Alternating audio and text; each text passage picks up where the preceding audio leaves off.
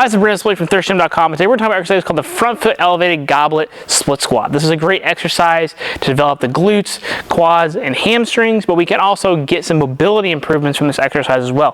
What you're going to need a dumbbell, and you're going to need some kind of small elevation that you can put your whole foot on. Something that's usually about 1 to 3 inches works pretty well. What we're going to do is we're going to be at a regular split squat, so front foot's on the box, back leg is back, front knee's bent just a little bit. Want to make sure that my pelvis is underneath my ribs. Then I'm going to take the dumbbell, I'm going to bring it up in the goblet position here. I'm going to hold it just a little bit away from my chest. Got my back toe dug into the turf here pretty good. And then what I'm going to do is I'm going to go down as low as I comfortably can and then push myself back up. If you can get your knee to the ground, that's awesome, as long as you're not extending through your low back and really trying to reach to get it. Otherwise, sink as low as you comfortably can. You might feel a stretch here in the front part of your hip on your back stance leg. Totally normal. But like I said, you're going to go down as low as you comfortably can, and then you're going to push yourself up and backwards. Straight up and back. And then you would switch sides. Now what this does, this basically brings the ground up to us in that front foot. So I was going to let my pelvis come back. So if I'm in a bad anterior orientation, this is going to help bring that back underneath me.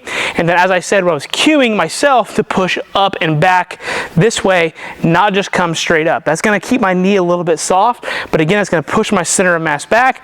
And then having that goblet position also does the same thing.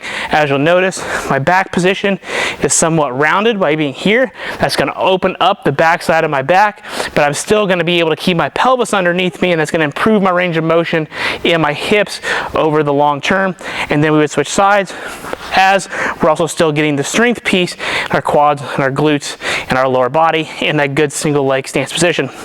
When it comes to programming exercise like this can be kind of your go-to if you're trying to work with somebody in terms of reorienting them, improving some mobility and movement patterns.